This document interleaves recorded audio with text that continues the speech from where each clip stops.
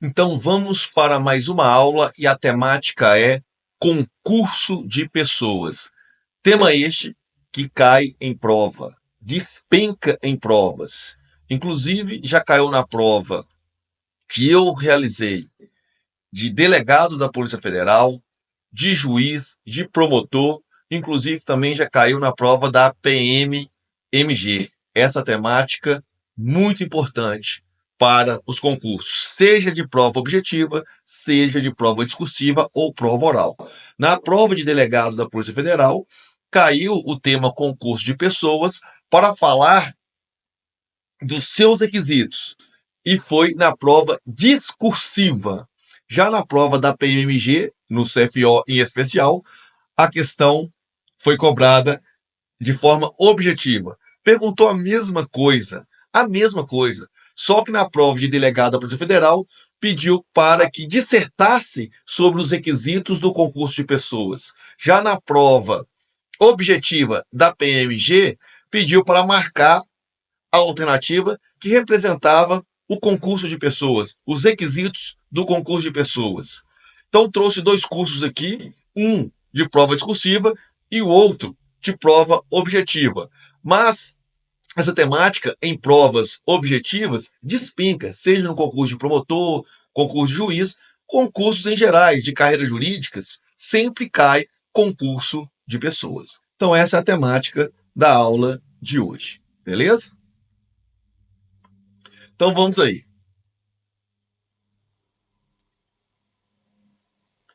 E para iniciar, nada melhor que começar falando do artigo 29 do Código Penal. E o dispositivo diz assim: quem, de qualquer modo, concorre para o crime, incide nas penas a este cominadas, na medida de sua culpabilidade.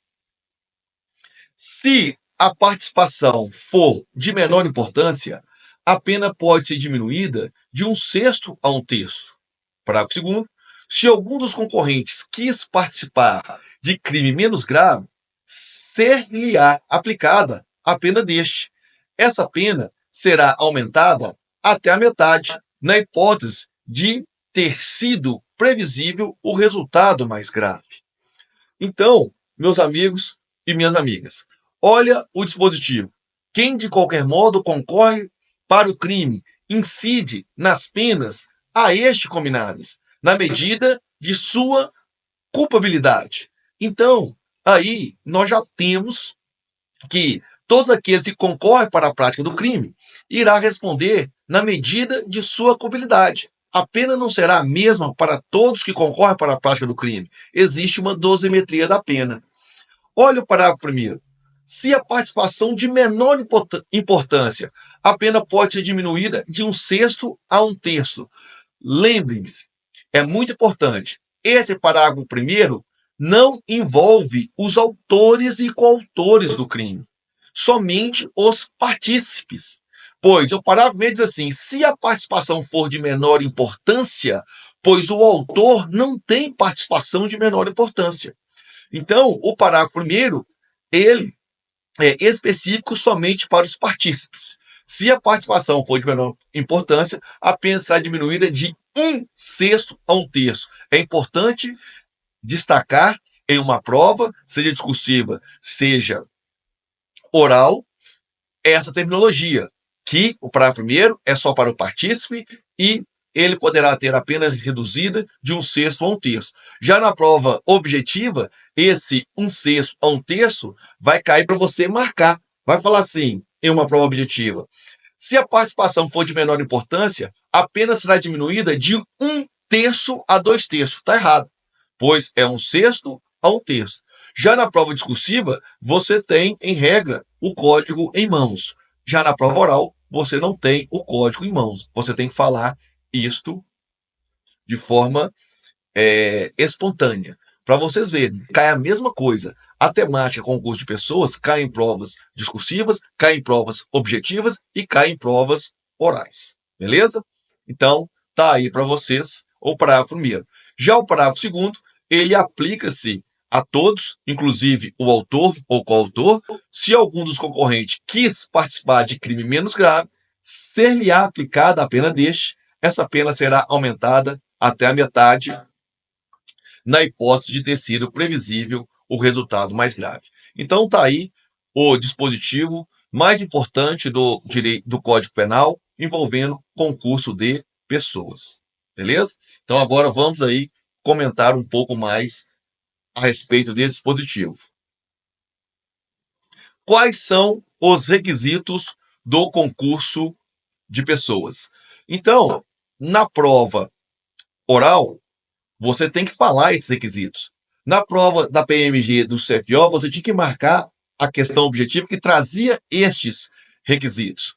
Já na prova discursiva, você tinha que discorrer a respeito desses requisitos e citar o artigo 29 do Código Penal. Na prova discursiva, também na prova oral, é importante falar sobre o artigo 29 e daí vai trazer esses requisitos. E para memorizar esses requisitos, eu utilizo a palavra pulver. A palavra pulver é uma palavra, é um mnemônico. Eu gosto muito de mnemônicos para me lembrar das temáticas, né? Então, é muito importante. Tenho vários alunos que não conseguiam decorar as fases da cadeia de custódia, e aí já decoraram o meu mnemônico, já conseguem falar de forma espontânea com relação a quais são as fases da cadeia de custódia, do mesmo jeito aqui. PUVER. P, pluralidade de pessoas e condutas. Unidade da infração é o 1, mas lembrando que essa unidade da infração é com base na teoria monista, pois temos teorias que irão excepcionar este requisito, unidade da infração, o vínculo subjetivo, que para alguns autores chamam de liame subjetivo, e é importante lembrar que não precisa ter ajuste prévio para configurar o vínculo subjetivo e o liame subjetivo. A existência punível, está até de verde aí, porque não é todos os autores que trazem a existência punível. Inclusive, no gabarito da prova discursiva de delegado da Polícia Federal, não trouxe o item 4, existência punível, e nem na prova objetiva do CFO tinha a existência punível. Foi cobrado no gabarito da prova de delegado da Polícia Federal somente citar o item 1, 2, 3 e 5, da mesma forma, na prova objetiva do CFO também caiu 1, 2, 3 e 5, era a alternativa a ser marcada. Beleza? Tranquilo? Mas tem alguns autores que trazem aí a existência punível. Então, uma palavrinha fácil, né? PUVE, pluralidade de pessoas e condutas, unidade da infração, teoria monista, vínculo subjetivo, que para outros são chamados de liame subjetivo, não precisa de ajuste prévio, existência punível e relevância causal. Olha aqui, meus amigos e minhas amigas, preste atenção. Esses requisitos e esse artigo 29 que estamos estudando, lembrando que esse artigo 29 é denominado pela doutrina como uma norma de extensão que, para discutir a temática, autores e partícipe, eu tenho que buscar o artigo 29, não tem uma adequação direta no tipo penal, e sim você tem que buscar o artigo 29, então chama-se norma de extensão. Esse artigo 29 e esses requisitos que eu trouxe, trazendo o mnemônico da palavra pulver, é para o concurso de pessoas eventuais. O que é um concurso de pessoa eventual?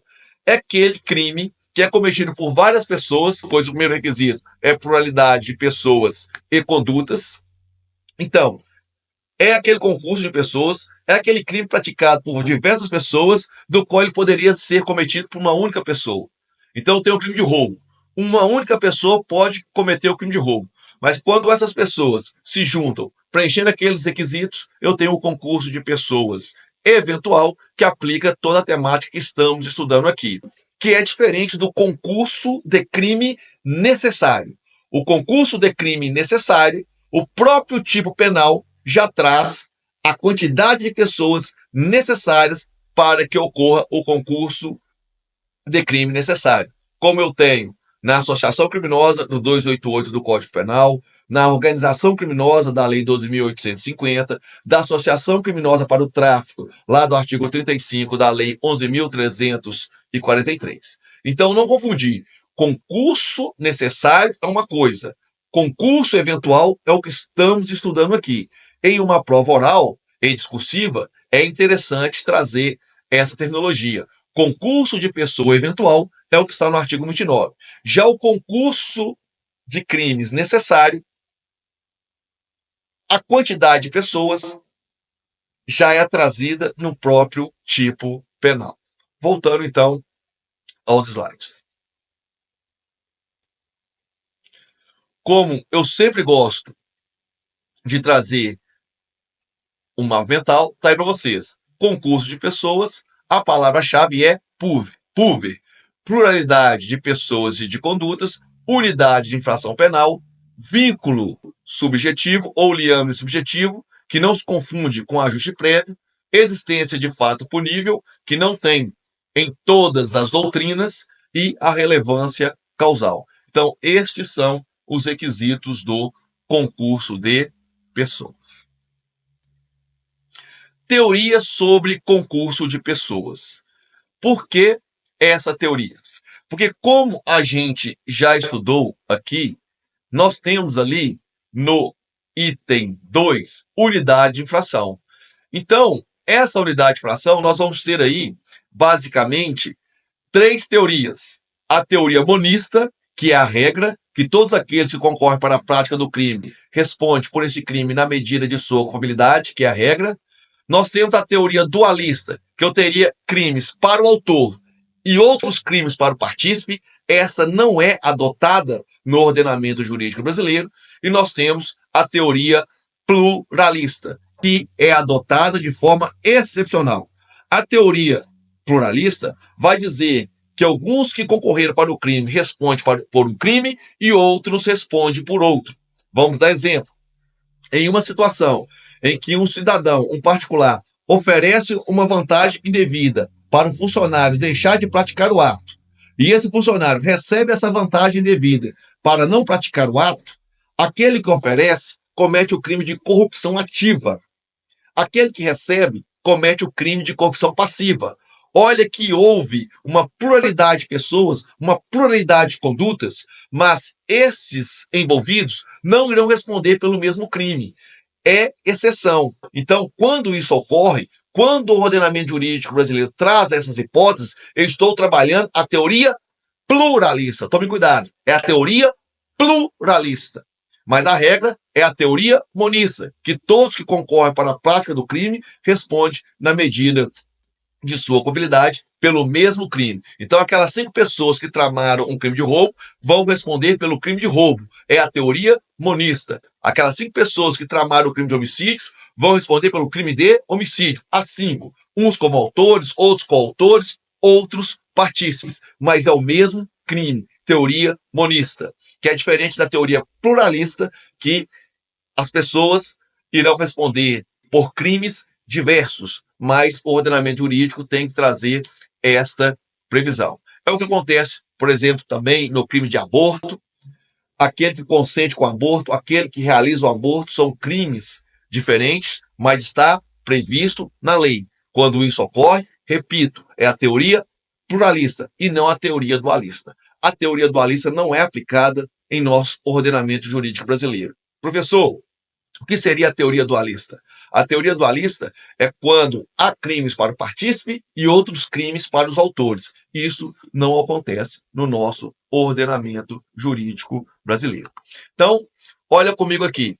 Quando eu falo em concurso de pessoas e o concurso eventual, né? Concurso de pessoas e o concurso eventual é o que estamos estudando aqui, artigo 29 do Código Penal.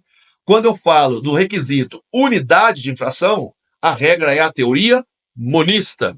A teoria pluralista, de forma excepcional. A teoria dualista, ela não é aplicada. Então, em uma prova oral, você tem que trazer essas teorias e explicarem, porque vai estar no espelho, no barema de pontuação do candidato. Já numa prova objetiva, fica mais fácil, porque você vai ler tudo isso que eu estou falando aqui, escrito lá nas alternativas. Aí você vai relembrar. A prova oral, ela é mais difícil, entre aspas, né? Entre aspas, a prova oral ela se torna mais difícil, porque você tem que trazer da memória toda essa temática. Já na prova objetiva, já está escrito lá para você e você lê e vai relembrar.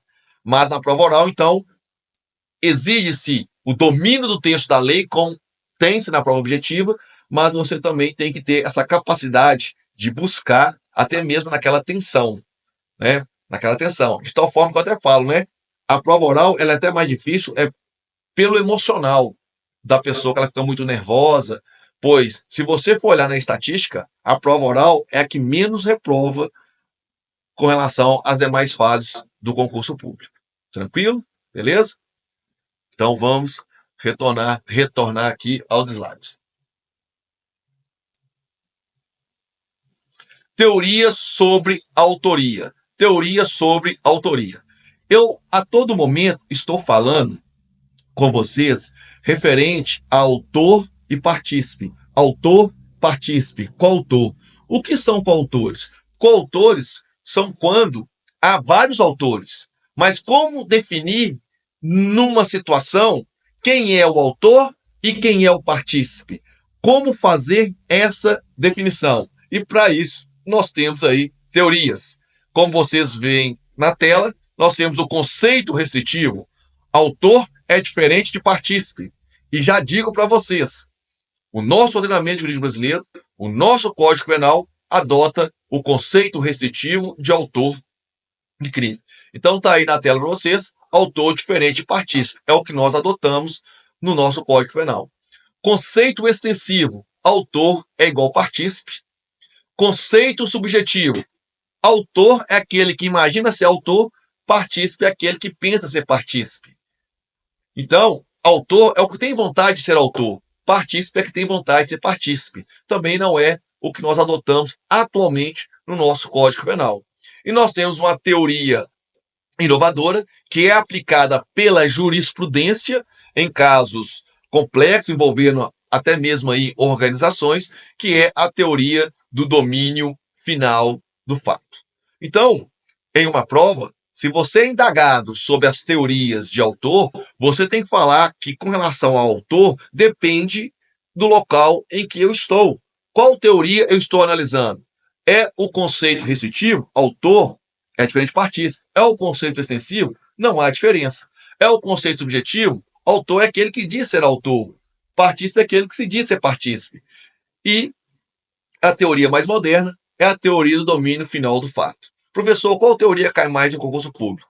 É o conceito restritivo, que é que nós adotamos, e a teoria do domínio final dos fatos, exatamente para crimes de escritório, para crimes envolvendo organizações criminosas. Beleza? Então vamos aí dissecar um pouco mais essa teoria do conceito restritivo. Olha aí na tela para vocês. Conceito restritivo. Teoria objetivo formal. Quem é o autor? Autor é o que pratica o núcleo do verbo. É aquele que executa a conduta. Partícipes são as demais, adotado pelo Código Penal. Então, quando eu falo do conceito restritivo, que é o que nós adotamos, ele tem duas espécies. A espécie teoria objetivo formal, que é a que nós adotamos no Código Penal, que pratica o núcleo do verbo, pratica a conduta do núcleo criminal, e nós temos aí a teoria objetivo material, que é autor aquele que tem maior grau de contribuição para o resultado e partícipe aquele que tem menor grau de contribuição. Então, preste atenção aqui comigo, meus amigos e minhas amigas. Quando eu falo de autor, eu tenho que saber qual teoria. E nós adotamos o conceito restritivo. E, dentro do conceito restritivo, a hipótese do objetivo formal. Então, autor é o que pratica o núcleo do verbo. Então, nesse exemplo, se você adota o conceito restritivo e a teoria objetivo formal, se eu tenho uma pessoa que manda um terceiro matar outrem, esse que mata é o autor, porque ele executou o núcleo do verbo. Ele executou a conduta. O que matou. O que mandou seria partícipe na teoria restritiva objetiva formal. Viu a relevância? Já na teoria do domínio final dos fatos, tanto o que matou e o que mandou seriam autores. Então, olha que maravilha quando você domina os conceitos. Se você, em uma prova, me pergunta para mim, candidato, Olha o exemplo. Cidadão A manda B matar C. A e B são autores? Qual que é a resposta? Excelência, se A e B são autores, se tiver adotando a teoria do domínio final dos fatos. Se adota a teoria do domínio final dos fatos, A que mandou, B que executou, são autores. Lá do outro, se eu adotar a teoria restritiva, objetivo formal, que é a preconizada pelo nosso Código Penal, o que mandou não é autor, é partícipe. E o que executou, que será o autor. Pois autor, pela teoria restritiva objetivo formal, é aquele que executa a conduta, é aquele que executa o núcleo, é aquele que executa as elementares do tipo penal. Tranquilo? Beleza? Viu como que muda a resposta? Então, voltando. Então, autor, falamos aí do conceito restritivo para definir o autor. E a teoria objetivo formal é adotada pelo nosso Código Penal. Manifestações concretas do domínio do fato. Então, nós temos duas teorias que despencam em prova quando se fala em autor. O conceito restritivo, porque é o nosso adotado, em especial o objetivo formal, e a teoria do domínio final dos fatos. E a teoria do domínio final dos fatos, ela envolve tanto a teoria objetiva e vai além. Então, nós temos aí três manifestações segundo a doutrina, que é o domínio da ação, o domínio da vontade e o domínio funcional do fato. Então, tem o domínio da ação, o domínio da vontade e o domínio funcional do fato, para se falar em autoria com relação ao autor, adotando a teoria do domínio final dos fatos. O que seria esse domínio da ação? O domínio da ação é a autoria imediata. Realiza pessoalmente os elementos do tipo. Autor porque domina a ação. É autor quem age a mando de outrem. É autor quem age em erro de proibição inevitável determinado por terceiro. Então, nessa teoria do domínio da ação, esse domínio da ação é exatamente aquele conceito de autor restritivo objetivo formal. O que eu quero dizer? Na teoria que estamos estudando, uma parte dela abarca o conceito restritivo objetivo formal de autor, mas ela amplia. Então, essa teoria, ela amplia as possibilidades de autores. Por isso que ela se manifesta nessas três modalidades. E a primeira modalidade é envolvendo o conceito de objetivo formal da teoria restritiva. Tranquilo? Então, o domínio da ação abarca, nessa teoria, aquele que executa a conduta. Mas não é só isso. Vamos ver outras modalidades. O domínio da vontade é a autoria imediata. Não domina a ação, domina a vontade de terceiro. Razões de domínio: coação, erro, domínio do aparato. Ambos são o quê? Autores. Então, essa autoria imediata, que nós chamamos de autoria imediata, quando o autor, um dos autores, não executa diretamente a conduta, então sai fora do conceito objetivo formal. Ele não executa, mas domina a vontade de um terceiro para executá-la, também está dentro da teoria do domínio final dos fatos, na modalidade domínio da vontade. Então, quando nós falamos do domínio do fato, nós temos o domínio da ação, que envolve a teoria tradicional, nós temos o domínio da vontade, que é autor, aquele que não executa a conduta, então saindo da teoria de dominação, mas ele domina a vontade de outrem, e a que nós conhecemos, que é mais divulgado, que é o domínio funcional do fato, que vai envolver aquelas organizações criminosas, quando a pessoa ela tem o comando de tudo e manda outros executarem. Então, quando se fala da teoria do domínio do fato, aqui o pessoal mais conhece é o domínio funcional do fato. É uma ação coordenada, divisão de tarefas, decisão conjuntas, imputação recíproca. Então, mesmo que aquele que não executa a conduta mas ele tem o domínio de toda a organização, ele tem o domínio de mandar, ele tem o domínio de mandar parar, ele coordena toda a execução, mesmo sem realizá-la, nós vamos ter aí o domínio funcional do fato. Mas o que eu quero que vocês entendam, se eu te perguntar sobre o conceito de autoria, você tem que passar pelo conceito restritivo de autor, pelo conceito extensivo, pelo conceito subjetivo e pelo conceito do domínio do fato. E quando falar do domínio do fato, você tem que falar do domínio da ação, do domínio da vontade e do domínio funcional.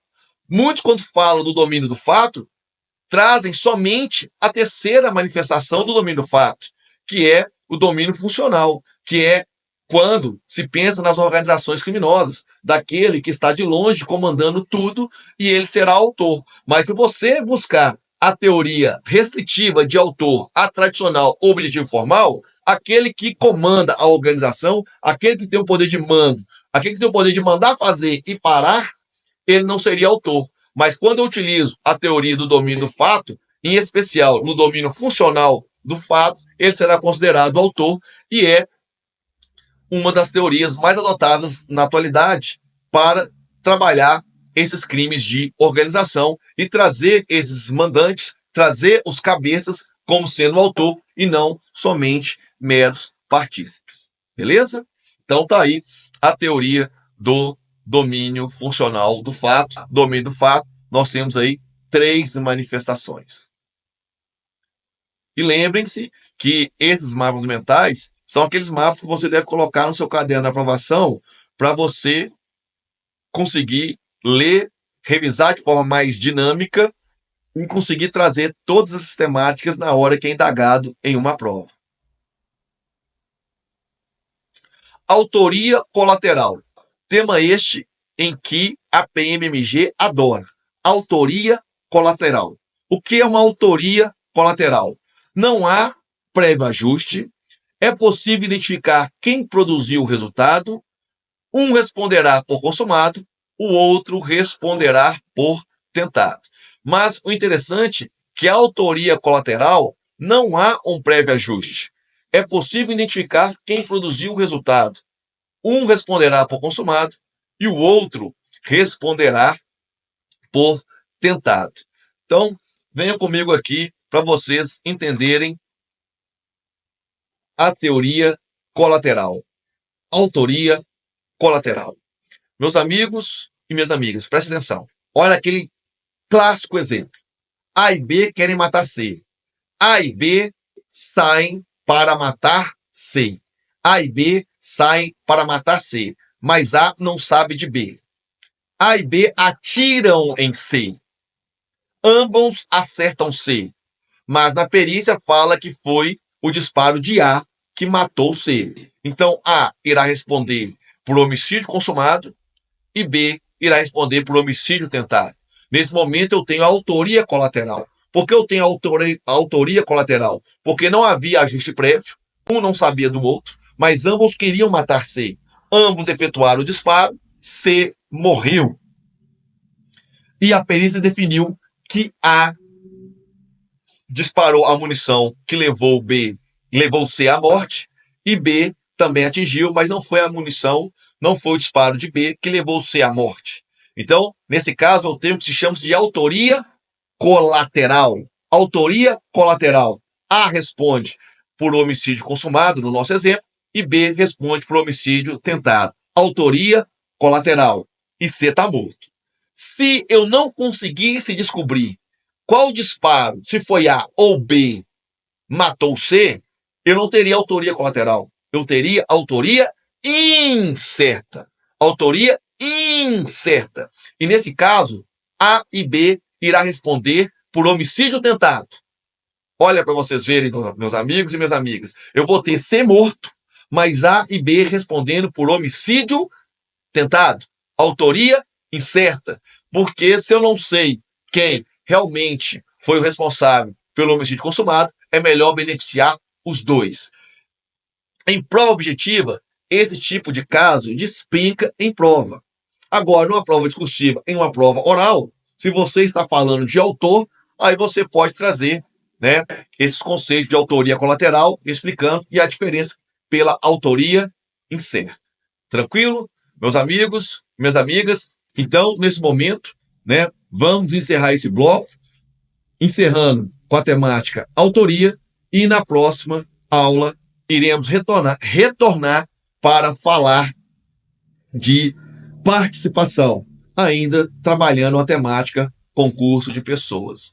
Então, nós aí vamos te aguardar, mas só para vocês verem mais uma vez o mapa mental, olha aí, autoria colateral, não há prévio ajuste, é possível identificar quem produziu o resultado, um responderá por consumado, o outro responderá por tentado, que é diferente da autoria incerta. Fica atento a esses detalhes.